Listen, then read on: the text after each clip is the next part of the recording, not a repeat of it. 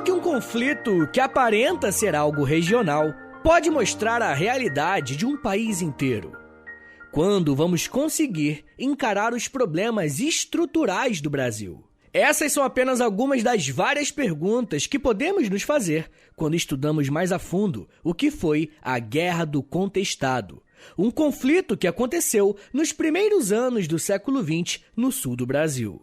Esse é um daqueles temas que, infelizmente, poucas pessoas conhecem bem. E por isso é tão importante que a gente trate dele aqui, não só para ajudar quem está estudando para provas, concurso, mas também porque olhar para o que aconteceu na Guerra do Contestado vai nos dar uma ótima oportunidade de olhar para o Brasil.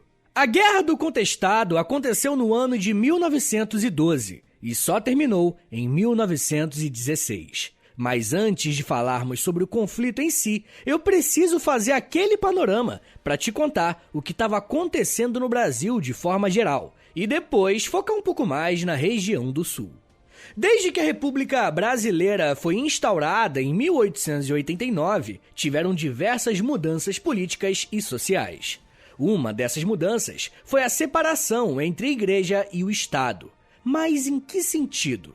Bem, um bom exemplo de como posso te explicar essa questão é lermos um trecho de um projeto que entraria na Constituição em 1890 e que tinha como objetivo limitar as ações da Igreja nos seguintes pontos, abre aspas, reconhecimento e obrigatoriedade do casamento civil, laicização do ensino público, secularização dos cemitérios, proibição de subvenções oficiais a qualquer culto religioso, impedimento para a abertura de novas comunidades. Fecha aspas. A lista poderia seguir, mas a maioria desses pontos foram aprovados e a Igreja Católica passou a ter um menor protagonismo na vida pública a partir de então. Obviamente, a Igreja reagiu e trabalhou bastante para que a sua influência não diminuísse. Um líder muito importante nesse período foi o arcebispo da Bahia, chamado Antônio Macedo Costa, que costumava dizer que o Estado brasileiro não poderia progredir sem a proteção da religião. Em um contexto mais amplo, a Igreja também estava tentando corrigir algumas práticas internas para poder lutar contra ideias que eles consideravam ser contra o próprio cristianismo. De acordo com a historiadora Jaqueline Herman, a Igreja passou a lutar contra ideologias, abre aspas, consideradas erros modernos, tais como o liberalismo, o socialismo, o comunismo, o cientificismo, o positivismo, a maçonaria e o protestantismo. Fecha aspas. Toda essa reação ficou conhecida como romanização e marcou boa parte da vida dos católicos no final do século XIX e no início do século XX. Porém, tinha um problema. Como vocês bem sabem, praticamente desde o início da chegada dos portugueses por aqui, a fé católica veio junto com eles. Uma das primeiras fontes que temos retratando esse encontro é de uma missa. Ao longo do tempo, essa fé foi sendo incorporada ao dia a dia da população, dos mais ricos aos mais pobres. Mas, gente, eu não quero fazer nenhum juízo de valor ou algo do tipo. Eu quero apenas afirmar que o nosso país tem esse traço de origem, que foi muito importante para a nossa formação. E eu digo que a Igreja tinha um problema nas mãos porque, mesmo desejando corrigir algumas de suas práticas e ensinamentos, existia uma parcela muito grande da população que vivia o catolicismo de uma forma totalmente independente da Igreja Romana. E isso acontecia bastante nas regiões mais afastadas e interiorizadas do país.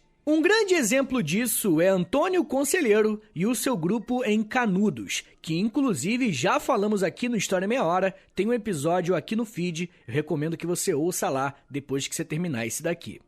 Mas uma outra liderança importante no nosso país foi o conhecido Padre Cícero, que foi entendido pela população local como um santo, que fazia milagres e acabou que isso gerou um grande atrito com a Igreja Católica. Inclusive, o episódio exclusivo para os apoiadores dessa semana é sobre a Igreja Católica aqui no Brasil.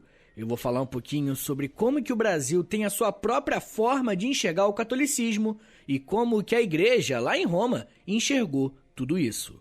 Bom, mas a questão é que esses casos de líderes carismáticos que tinham a sua própria interpretação de como que deveria ser o catolicismo atraiu muitas pessoas. E pessoas do Brasil inteiro, tá? Inclusive do sul do país, que foi marcado também pela peregrinação de muitos monges, que serão importantíssimos para entendermos o que foi a Guerra do Contestado. A região que estamos trabalhando no episódio de hoje é uma área de fronteiras entre Santa Catarina e o Paraná.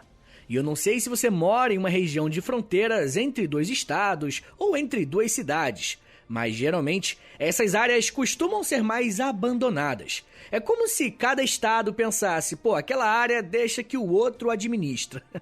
E no final, acaba que ninguém se interessa. Já ouviu aquele ditado de cachorro que tem dois donos morre de fome? Então, era basicamente isso. Mas se a fronteira em si não tinha tanta importância para os dois estados, aquela região era bastante rica em erva mate e em madeira. Se por um lado eles não estavam interessados em dar condição mínima para a população que morava ali, existiram diversas disputas entre o Paraná e Santa Catarina para saberem qual dos dois estados teria o direito de extrair essas duas fontes de riqueza. E vai ser por conta dessa disputa entre os dois estados que a região passou a se chamar de contestado, porque ambos contestavam quais eram os limites das fronteiras, tá ligado? Por isso que a guerra vai se chamar lá na frente de Guerra do Contestado. Além disso, temos que lembrar também que o Brasil tinha acabado de se tornar uma república federativa, ou seja, nessa nova forma de governo, os estados têm um pouco mais de força e podem arrecadar impostos de acordo com as suas fronteiras. Quanto maior o estado, maior é a sua arrecadação de impostos. O problema é que a disputa entre os dois governos estava apenas relacionada às matérias-primas e ao quanto poderiam ganhar com os impostos pagos. A população que morava ali ficou completamente desassistida e sem a atuação desses governos. Mas costumamos falar por aqui que não existe vácuo de poder. Se aquela era uma região onde o Estado brasileiro não atuava, pode ter certeza que outros atuavam. Os monges e os beatos independentes começaram a peregrinar e a oferecer um tipo de consolo para a população que por muitos anos estava sendo negligenciada e marginalizada. A questão é que esses monges não seguiam todas as normas bonitinho que a Igreja Católica tinha, tá ligado? E na medida que eles foram ficando mais conhecidos, eles se tornaram não só um problema para a elite política da região, mas também para a própria Igreja Católica.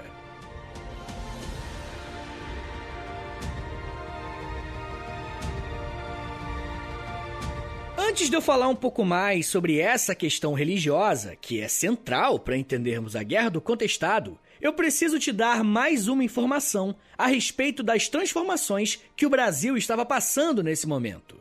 Lembre-se que estamos falando dos primeiros anos do século XX, e se você já ouviu alguns episódios que eu fiz sobre esse período, você sabe que o governo republicano estava fortemente empenhado em modernizar e em reformar o país, pelo menos algumas áreas que eram estrategicamente viáveis para a economia avançar. Nos últimos anos do século anterior, o século XIX, o país havia investido pesado na construção de ferrovias para transportar com mais velocidade os itens que seriam exportados. Dentro desse contexto de modernização dos transportes, foi criada uma empresa ferroviária chamada Brazil Railway Company, que passou a ser responsável pelo espalhamento da malha ferroviária do país. Um desses projetos que o governo brasileiro contratou foi a construção de uma linha de trem que ligaria o estado de São Paulo e iria até o Rio Grande do Sul, passando inclusive pela região do Contestado. Aí, nesse momento, você pode imaginar, Vitão, isso vai ser algo bom, né? Vai levar emprego para uma região que é carente de emprego. E sim, por um lado, isso seria muito bom. Mas a forma que esse processo aconteceu foi toda errada. A construção da ferrovia começou a ser feita em 1909 e o governo brasileiro simplesmente desapropriou uma faixa de terra de aproximadamente 30 quilômetros que atravessava o Contestado. Se você não tá ligado o que a palavra desapropriar significa, é como se as terras que as pessoas que moravam ali, de uma hora para outra, fossem tiradas delas para dar para uma outra pessoa, empresa, ou nesse caso, para o Estado. E nesse caso, mais especificamente, quem pôde comandar essas terras foi a Brazil Railway Company. Mas não houve nenhum tipo de remoção das pessoas ou algo mais planejado, tá ligado? E se as pessoas que moravam ali já enfrentavam um descuido estatal fortíssimo, com a desapropriação das terras, essa realidade só aumentou. O que minimizou um pouco dessa situação de abandono foi o fato de praticamente toda essa população ter sido contratada para trabalhar na construção da ferrovia, mas com uma moradia completamente improvisada e precária. Além dos trabalhadores locais, a construtora também contratou outros 4.000 operários de outros locais do país, prometendo que após a obra completa, eles pagariam o retorno desses trabalhadores para as suas respectivas casas. Durante o período de trabalho na ferrovia, o clima foi até tranquilo e não se documentou quase nenhuma ocorrência mais grave. O problema é que o trabalho da construção daquele trecho foi concluído. E ao invés de cumprir a promessa de levar os 4.000 operários de volta, a Brazil Railway Company simplesmente foi embora e deixou todas essas pessoas por lá. Doideira, né? Você não entendeu errado.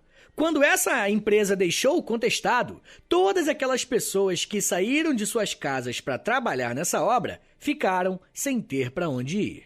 Mas se não bastasse isso, a população local que perdeu as suas terras, mas teve nesse emprego uma espécie de salvação temporária, com o fim das obras, o salário também acabou. Tentem imaginar esse cenário. Um grupo de sertanejos locais tiveram suas terras desapropriadas pelo governo para uma empresa construir uma ferrovia. Essa mesma empresa leva mais 4.000 pessoas para lá e promete levá-los para casa após o término do serviço. Só que quando a construção termina, esses operários são abandonados e os sertanejos perdem a única fonte de renda que eles conseguiram nos últimos 2 anos. Era a receita perfeita para uma revolta. Foi nesse contexto social de extrema pobreza e de um possível caos social generalizado que vão começar a despontar algumas figuras religiosas que vão atrair muitas dessas pessoas que estão passando por muitos problemas. Quem fala sobre essa realidade é a historiadora Lilia Schwartz, abre aspas.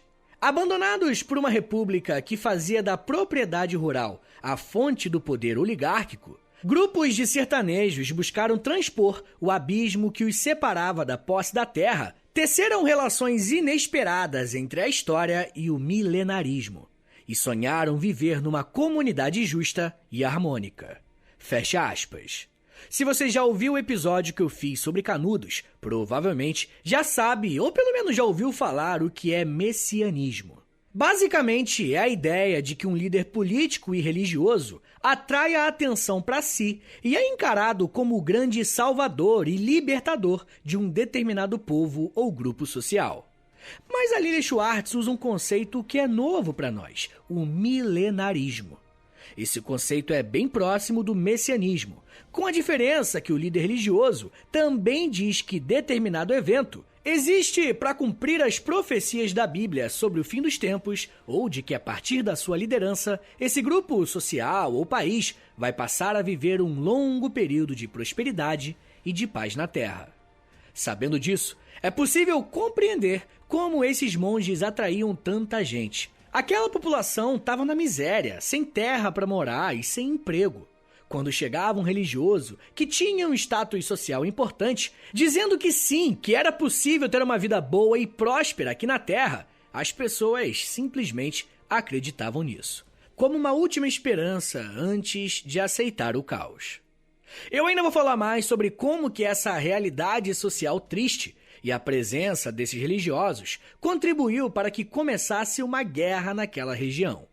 Mas me dá um minutinho aí, tá, gente, que daqui a pouco a gente volta e eu falo um pouco mais sobre sonho com gente morta, cadáver, luta pela terra e pobreza. Segura aí, que é 1 minutinho só.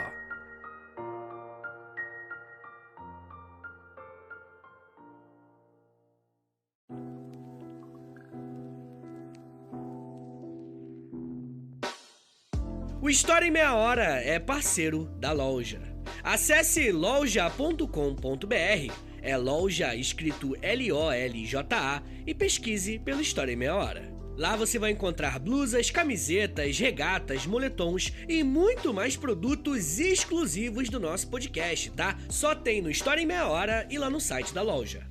Tem uma blusa que é uma mistura do Lampião com a Kira, tem uma que é da Cadela Laika, tem uma que é o Street Fighter, só que com figuras históricas do Brasil. Gente, tem muita coisa irada por lá. Lembrando, é claro, que quando você compra um produto na loja, além de você ficar todo bonitão ou bonitona, você ajuda o História em Meia Hora a continuar de pé. Então, obrigado. Acesse agora loja.com.br e pesquise por História em Meia Hora. loja.com.br e digita na busca História em Meia Hora. Valeu, gente! This episode is brought to you by Peacock. The new Peacock original documentary, Matthew Perry, A Hollywood Tragedy, dives deep into the beloved actor's rise to fame and his tragic death. 5 people, including Perry's personal assistant, 2 medical doctors, and an alleged Hollywood drug dealer known as the Ketamine Queen, were charged with conspiracy to illegally provide Perry with the ketamine. Explore the details of the case in this heartbreaking special, streaming now only on Peacock.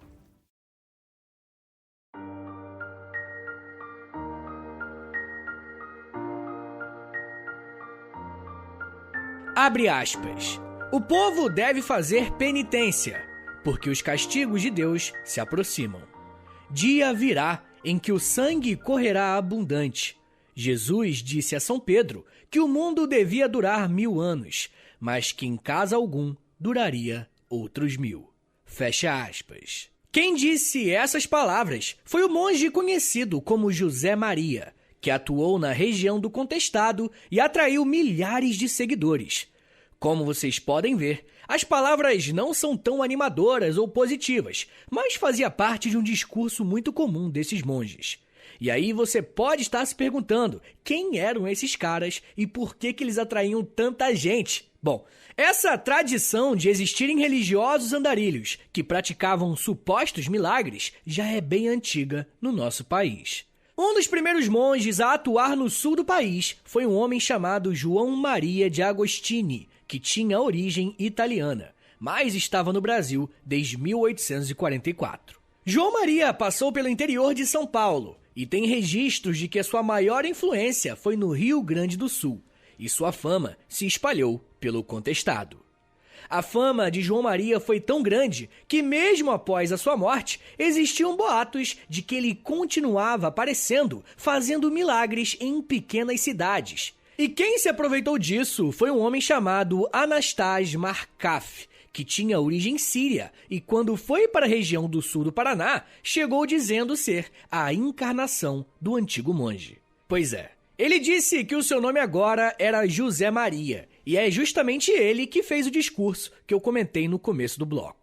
Bem, eu sei que parece um pouco confuso, né, esses nomes parecidos, João Maria de Agostini, José Maria e tal, mas a real é que as pessoas acreditavam mesmo que José Maria era uma reencarnação do João Maria. Tanto que em uma das fotos que temos do José, tem uma frase escrita à mão dizendo o seguinte: Profeta João Maria de Jesus, 180 anos. Mas o que provavelmente as pessoas do Contestado não sabiam era que Anastácio, ou José Maria, era um homem que tinha se envolvido com alguns problemas com a justiça e em 1893 participou da Revolução Federalista, que foi uma revolta no Rio Grande do Sul contra a República recém-instaurada. Inclusive, se vocês quiserem um episódio sobre a Revolução Federalista, deixe o comentário na última foto lá do Instagram, no último post, que aí eu vou saber que vocês querem e, além disso, gera engajamento pro Instagram, tá bom?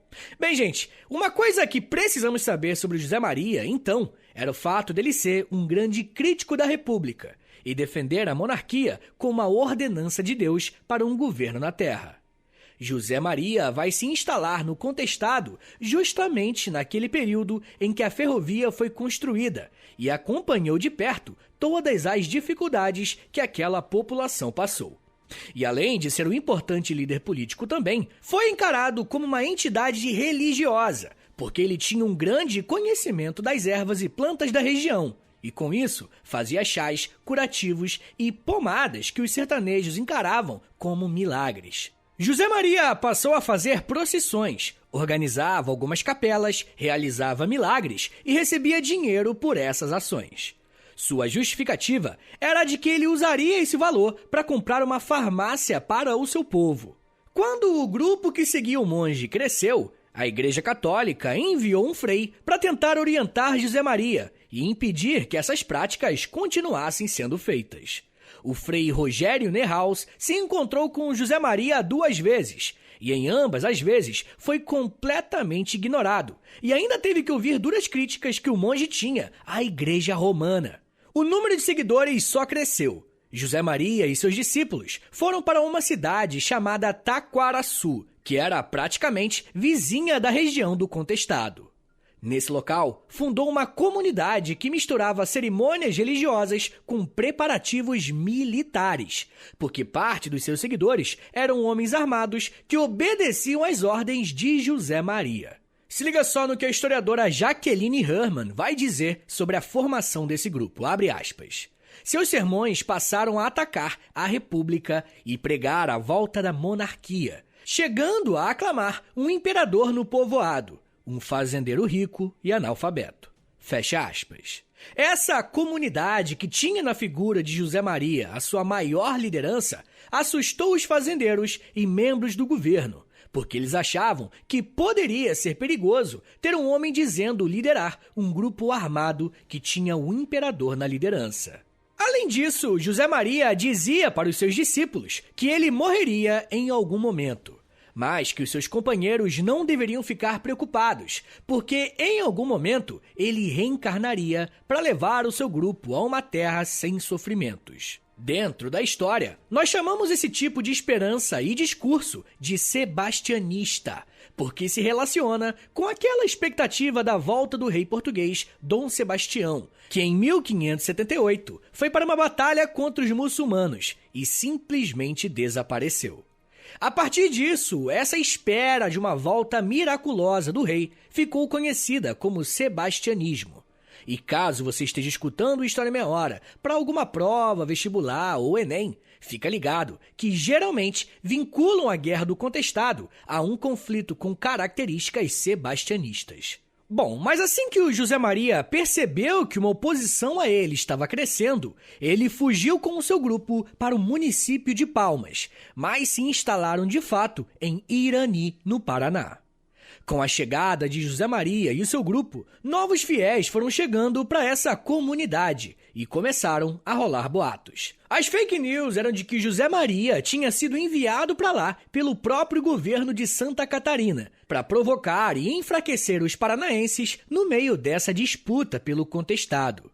Esses boatos cresceram. E no ano de 1912, o governo do Paraná organiza uma expedição militar para eliminar a comunidade do José Maria, que era considerado um risco para a República, sendo constantemente chamado pelas autoridades de fanático. Esse primeiro ataque do governo do Paraná é considerado o início da Guerra do Contestado. E nesse primeiro conflito, aproximadamente 20 pessoas morreram, incluindo o líder das tropas do governo e o líder religioso José Maria. Sim, o monge foi morto nesse primeiro ataque, fazendo com que o seu grupo se dispersasse. Mas você se lembra que o José Maria já tinha falado que em algum momento ele iria morrer? Então, por ter falado isso aos seus discípulos, a crença nas palavras do monge não morreu junto com ele, mesmo que outras lideranças religiosas tivessem surgido nos anos seguintes. A violência por parte do governo do Paraná e o descaso de Santa Catarina fez com que o discurso dos sertanejos que estavam nessa região do contestado fosse focado na volta de José Maria para estabelecer a monarquia e uma reivindicação por terras. É isso que eu quis dizer quando eu estava falando de sebastianismo no contestado. E molecada, eu sei que eu dei essa informação lá no começo, mas não podemos esquecer que por trás de toda essa agitação política e religiosa, estamos falando de um grupo de pessoas que não tinham uma terra fixa para morar. Esse ponto é central para entendermos todo esse vai e vem dos fiéis dos monges. Após a morte de José Maria, os discípulos e sertanejos vão se concentrar em torno de um homem chamado Eusébio Ferreira dos Santos, que era um fazendeiro que tinha algumas posses e que acreditava fielmente no monge. As notícias do grupo começaram a se espalhar pela região, e alguns jornais relataram espantados que o corpo de José Maria não tinha sido enterrado, tinha apenas algumas tábuas de madeira por cima, porque, de acordo com os fiéis, era para ele facilmente despertar. Além de guardar o corpo de José, o grupo ainda acreditava que as crianças estavam tendo sonhos com um monge, onde ele dava ordens e orientações de onde o grupo deveria seguir. A segunda batalha da Guerra do Contestado aconteceu em dezembro de 1913 contra o governo do Paraná. E dessa vez os sertanejos conseguiram resistir e impedir que as tropas entrassem na sua comunidade, usando a floresta como uma forma de se protegerem. Enquanto os sertanejos lutavam, eles gritavam: "Viva o Senhor José Maria, a São Sebastião e ao Império!" E como nós podemos ver, mesmo sendo um grupo miserável, eles se agarraram com muita convicção a essa comunidade e à fé de José Maria para resistirem a esses ataques. Um dos ataques mais marcantes ao grupo aconteceu em fevereiro de 1914, no chamado Massacre de Taquarussu. E ele recebeu esse nome porque a maior parte das pessoas que morreu do lado dos sertanejos eram mulheres e crianças. Pois é. Enquanto a Guerra do Contestado acontecia, diferentes lideranças para o grupo surgiam, mas eles mantinham na mente os ensinamentos do monge José Maria. A Guerra do Contestado se arrastou por tanto tempo porque os sertanejos foram conseguindo apoio de pequenos proprietários de terra e de mais pessoas que estavam nas mesmas condições que os fiéis de José Maria. A historiadora Isabel Queiroz, em um de seus estudos, chegou a dizer que mais de 12 mil camponeses fizeram parte desse grupo, um grupo que estava lutando por um pedaço de terra e a favor da sua fé. Enfim, gente, o maior conflito da Guerra do Contestado aconteceu entre setembro de 1914 e maio de 1915, quando não só as tropas do Paraná atacaram, como também o governo de Santa Catarina, e ambos contaram com o apoio do governo federal. Pois é, o exército brasileiro foi chamado para lutar contra os camponeses do Contestado, porque, como eu já disse algumas vezes, a República acreditava que era necessário reprimir esses movimentos que tentavam fazer a monarquia reviver de alguma forma. Esse foi o período em que a maior quantidade de pessoas morreu. Nós não temos os números exatos, mas foi entre 10 a 20 mil camponeses e sertanejos que morreram apenas no intervalo desses meses. Uma das ações do Exército Brasileiro que mais choca as pessoas até hoje é conhecida como Páscoa Sangrenta, porque em abril de 1915, mais de 5 mil casas foram queimadas em toda a área do Contestado. Mesmo com esse massacre por parte do Exército, a Guerra do Contestado só chegou ao seu fim em agosto de 1916, com a prisão de Aldeodato Ramos, que nesse período era a maior liderança religiosa e política do Contestado. E no mesmo mês, houve um acordo entre o Paraná e Santa Catarina, firmando de uma vez por todas quais eram as fronteiras de seus estados. Eu disse para vocês que falar sobre a Guerra do Contestado era falar sobre o Brasil. E eu não sei se vocês perceberam, mas muitos dos temas que falamos aqui já apareceram em outros episódios. Provavelmente, o ponto mais importante desse tema seja a relação que o Brasil tem com a terra. Olha quantos conflitos aconteceram no nosso país só porque existe uma má distribuição de terra aqui, uma distribuição completamente desigual. Além disso, o Contestado é um ótimo exemplo de como a falta de políticas públicas e pessoas vivendo na miséria pode ser uma bomba relógio pronta para estourar, tirando a vida de milhares de pessoas. Se a história serve para alguma coisa, eu acho que serve para falarmos de temas que insistimos em jogar para debaixo do tapete e fingir que nada acontece. Enquanto a vida acontece, tem gente sem terra para morar e para ter o que comer hoje.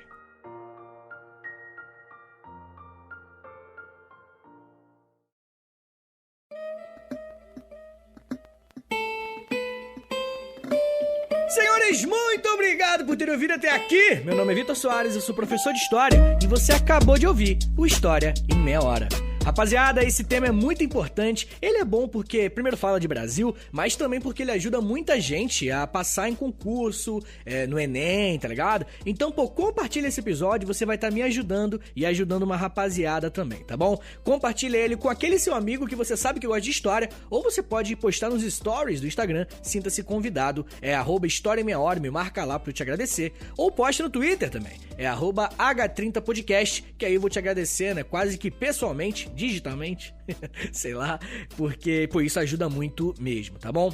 Rapaziada, se você gosta do História em Meia Hora, se você quer ver esse podcast continuar de pé por muito tempo ainda, dá uma passada lá no nosso Apoia-se, beleza? É apoia.se/História em Meia Hora, tá bom? E novamente, não se esqueça, né? Se você quiser entrar em contato comigo, ou se você quiser me dar uma ajuda isolada, né? Só uma ajuda, pô, Vitão, eu não posso ajudar todo mês, não tem problema, pode mandar um Pix pra mim se você quiser. É o meu contato e o meu Pix é historiaemmeiahora@gmail.com. Rapaziada, o História em Meia Hora ele faz parte de um pequeno conglomerado de podcasts em meia hora, podcasts educacionais, e eu tô envolvido 100% neles, tá? Tem o Geografia em Meia Hora, com o Vitor Augusto, ouve lá depois, e também tem o Astronomia em Meia Hora, com a Camila Esperança, ouve lá depois, que eu acho que você vai gostar dos dois podcasts, tá bom? Mas se você quiser me ouvir em outros podcasts mais de humor, tá ligado? Eu tenho um podcast que é de humor e é de história, que é o História pros Brother. Ouve lá que tem episódios novos todas as segundas e quartas-feiras. Tá bom, gente? Então é isso. Me siga nas redes sociais. É @Prof. Vitor Soares no Twitter, no Instagram e no TikTok também, tá? Eu tô lá pelo TikTok, fazendo videozinho todo dia, tá ligado? E falando de história, obviamente. Tá bom, gente? É isso. Muito obrigado, um beijo. Até semana que vem! E valeu!